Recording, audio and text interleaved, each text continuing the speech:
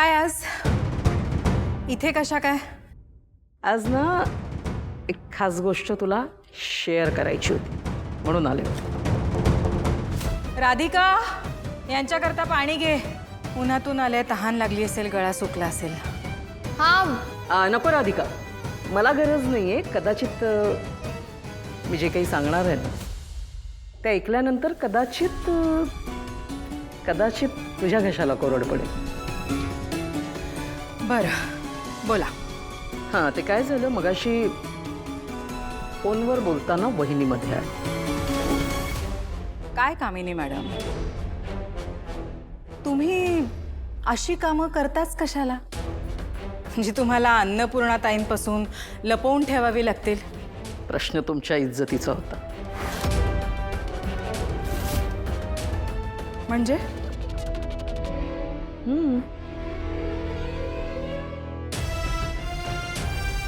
बसायचं? बसा।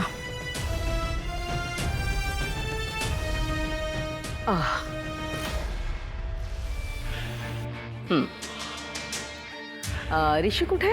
ऋषी बाहेर गेलाय।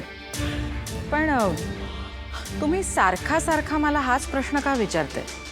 नाही, तुम्ही मला काल सुद्धा विचारलं होतं ऋषी कुठे गेलाय। हो, पण म्हणजे कुठे गेलाय हे नाही सांगितलंस। कुठे गेलाय? ऋषी आउट ऑफ इंडिया, त्याच्या मित्रांबरोबर कुठेतरी गेलाय। एक्झॅक्टली कुठे मला माहित नाही। खरंच माहित नाही? हे म्हणजे असं झालं ना, राज्यात सगळीकडे दिवाळी साजरी होते आणि प्रत्यक्ष राजालाच माहित नाही। तुम्हाला काय बोलायचं ते जरा स्पष्ट बोलता का? सांगते।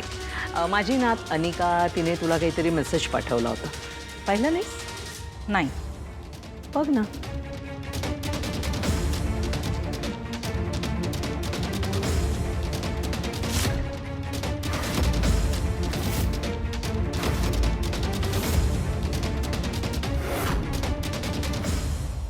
या कमळे मॅडम, श्री गणेशा करा।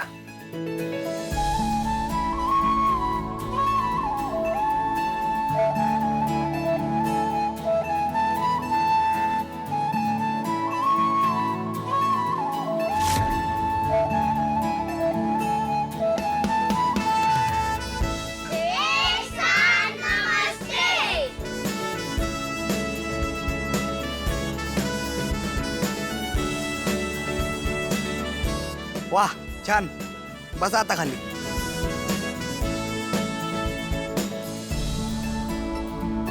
कमळे मॅडम, वर्ग वाट बघतोय।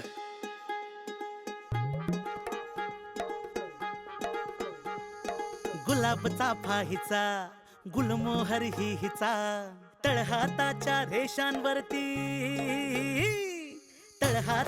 रेषांवरती ताबा ही हिचा वादळ वारे हिचेत सारे हिच्याच बोली। आणि अशा रीतीनं महाराजांनी 16व्या वर्षी स्वराज्य स्थापनेची शपथ घेतली आणि कामाला सुरुवात केली, ते बी रायरेश्वराच्या मंदिरात।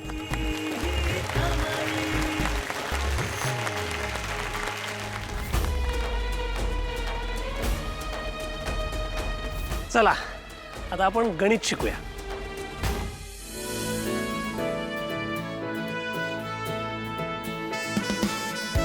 आता सगळ्यांनी माझ्या मागून म्हणायचंय, बे के बे, बे दुणे चार,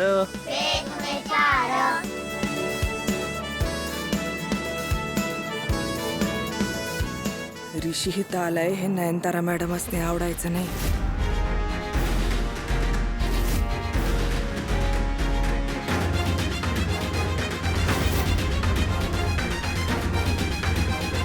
रोहित,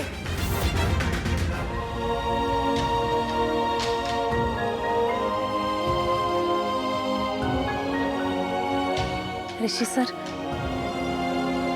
सगळ्या पोरांच्या चेहऱ्यावरचा आनंद बघा की। गावात राहून मी हे करूच शकतो कमळे। तू हेच म्हणालीस ना की असं काहीतरी करा जे आईला पण आवडेल, हे आहेच ना। हा, अर्थात या मुलांचा विचार केला तर ह्यांना जर काही प्रॉपर शाळा कॉलेज जर का इथे मिळालं गावात तर त्यांचं भविष्य जास्त चांगलं होऊ शकतं। आता तू मुंबईला यायला तयार नाही आहेस तर काही करू शकत नाही आपण।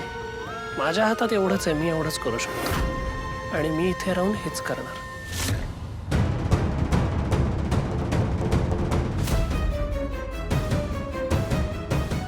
सांगितलं होतंस मला?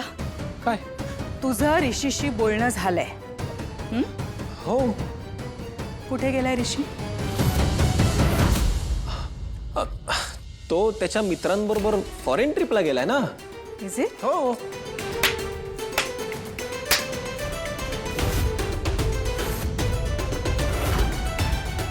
तुम्ही दोघंही माझ्याशी खोटं बोलत आहात. आई अगं, मी काय खोटं बोललो तुझ्याशी? हे पहा, हे पहा.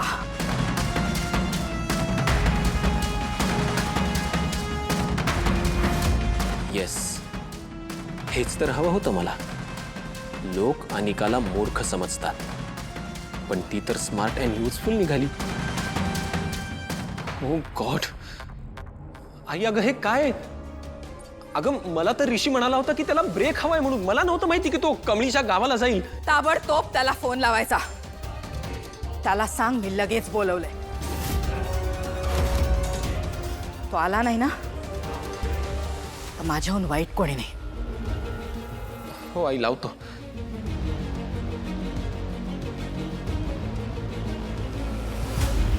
काही नाही ग. मे ऋषी स्वतःहून थोडंच जाणार का? ती गावच्या पोरगी आहे ना, तिनेच घोळात घेतलं असणार आणि गोड बोलवून त्याला फितवून ती घेऊन गेली असणार. मी सांगते ना.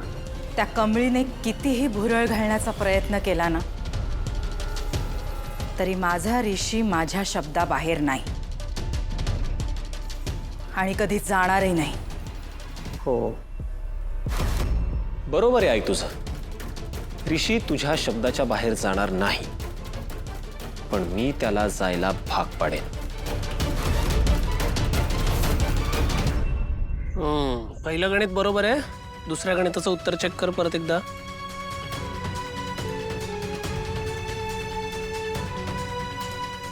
सर, मला काही कळत नाही. अरे असं नाही म्हणायचं. जमत नाही कसं? प्रयत्न केला की जमतं. मला हा गणित विषय आवडत नाही. हे बघ, जो विषय अवघड वाटतो की नाही, त्या विषयाशी आपण घट्ट मैत्री करायची. असं विषयाकडे पाठ दाखवणं सोपं असतं, पण त्या विषयाला फेस केलं ना, छान त्याच्याशी मैत्री केली ना, की आपल्याला सगळं सोपं वाटायला लागतं. जा, तुला असं काम कर. तुला मनात नाही ना मोजता येत अंक, तू बोटावर मोज. तसं ट्राय कर. गो.